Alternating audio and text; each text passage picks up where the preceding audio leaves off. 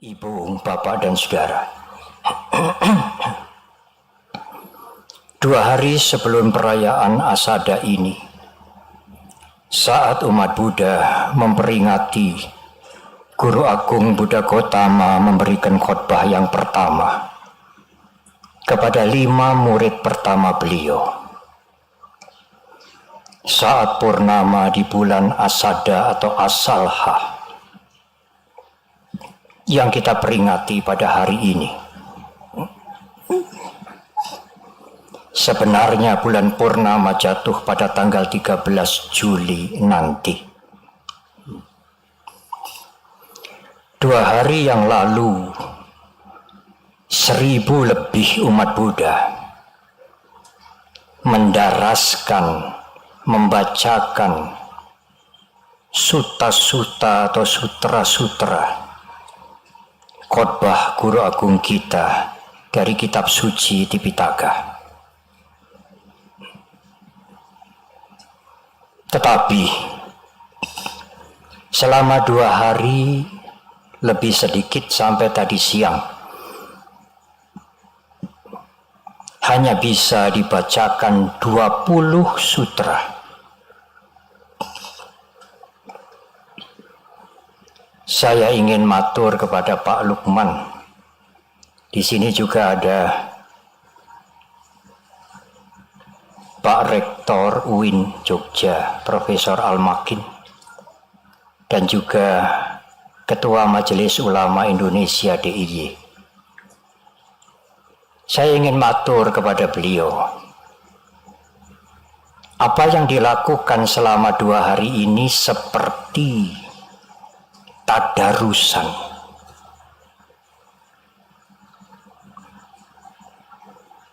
Mboten saged kataman.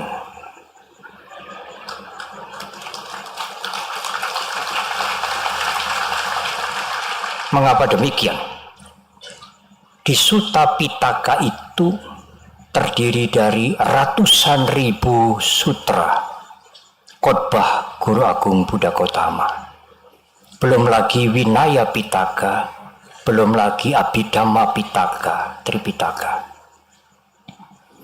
Kalau setiap tahun menjelang perayaan Asada Agung di Candi Pusaka Borobudur, yang bisa dibaca hanya 20 sutra, katamnya kapan? Dari ratusan ribu sutra. Di antara saudara-saudara nanti kalau lahir kembali, hadir di tempat ini kembali mengikuti pembacaan sutra-sutra Tripitaka, masih belum katam. Tetapi ibu, bapak, dan saudara, meskipun ratusan ribu sutta, ratusan ribu khotbah Guru Agung kita, karena beliau bertemu dengan bermacam-macam lapisan masyarakat, bermacam-macam orang pada waktu itu, dengan ability, dengan kemampuan yang berbeda-beda, sehingga ratusan ribu khotbah yang dicatat dalam kitab suci Tipitaka. Meskipun demikian, sebenarnya inti ajaran Guru Agung Buddha Gautama sangatlah simpel, sederhana. Ajaran Guru Agung kita hanyalah membicarakan, menjelaskan kepada kita tentang penderitaan dan lenyapnya penderitaan. Tidak ada yang lain. Guru Agung menamakan jalan itu dengan jalan tengah. Lebih dari 2600 tahun yang lalu. Jalan tengah itu disampaikan oleh guru agung kita pada waktu khotbah pertama yang tadi diulang dengan sangat baik dalam bahasa Indonesia. Ibu, bapak, dan saudara, izinkan saya sekarang menguraikan dhamma atau dharma ajaran guru agung kita jalan tengah itu dengan agak mendalam. Puji-pujian untuk Pak Nyoman selesai.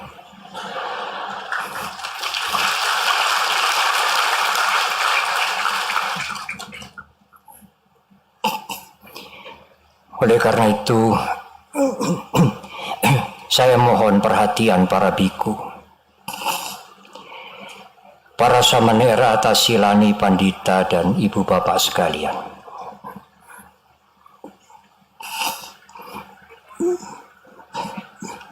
Jalan tengah bisa dimengerti dalam dua aspek. Yang pertama, jalan tengah sebagai pandangan. Dan yang kedua, jalan tengah sebagai patipada, praktek yang perlu dikembangkan untuk menyelesaikan penderitaan.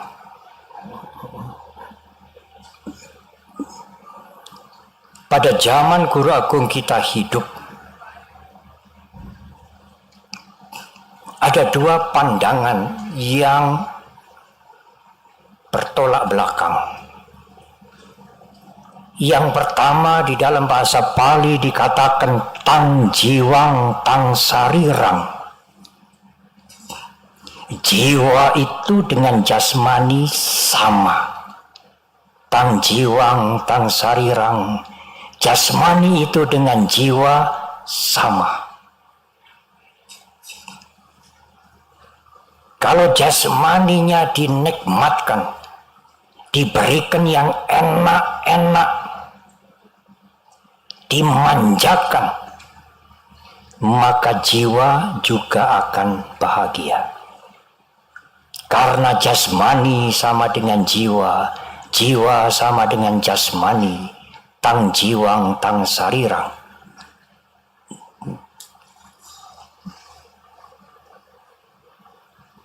Pandangan ini memunculkan kamesu kamasuka likanu yogu, memuaskan hawa nafsu. Karena mereka berpandangan kalau hawa nafsu indrawi ini dipuaskan, jiwa itu akan bahagia. Tetapi pandangan yang lain, anyang jiwang anyang sarirang, jiwa itu berbeda dengan jasmani. Jasmani itu sangat berbeda dengan jiwa.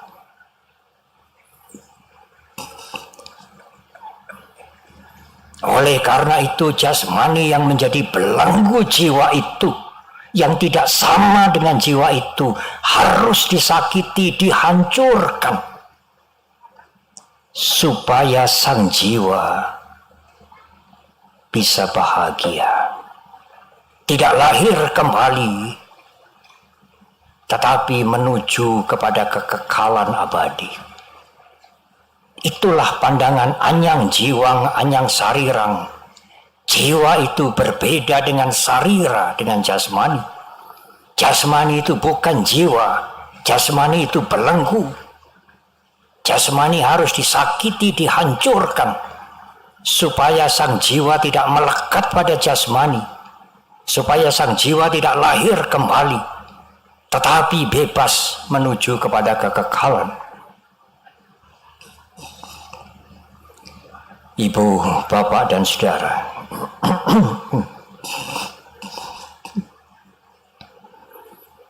pada saat mencapai pencerahan sempurna, Guru Agung kita Buddha Gotama melihat dua pandangan ini ekstrim, ubo ante, kedua ujung ini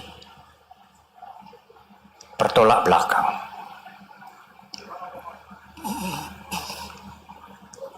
Guru agung kita menjelaskan bahwa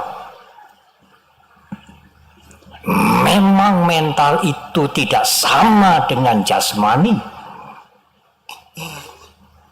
Memang mental itu tidak sama dengan fisik. Jasmani atau fisik itu bukan mental, tetapi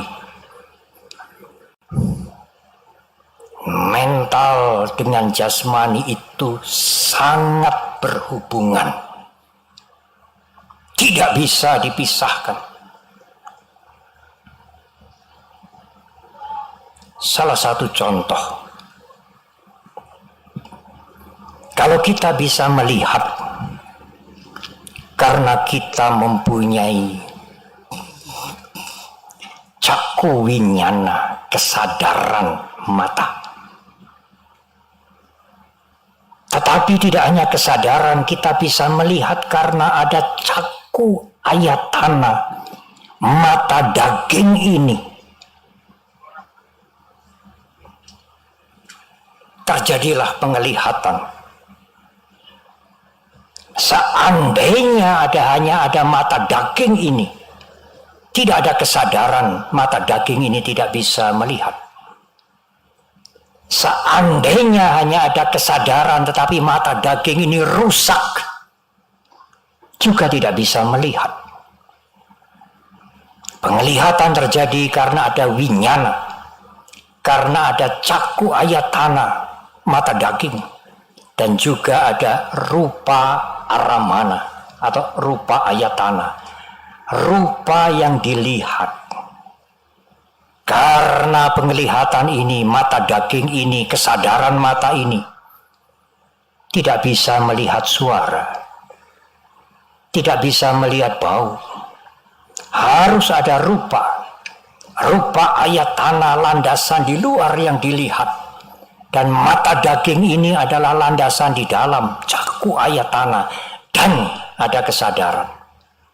Kalau ketiga-tiganya tidak ada, atau salah satu tidak ada, tidak mungkin kita melihat. Memang mental, kesadaran, winyana, consciousness tidak sama dengan fisik. Memang fisik tidak sama dengan mental.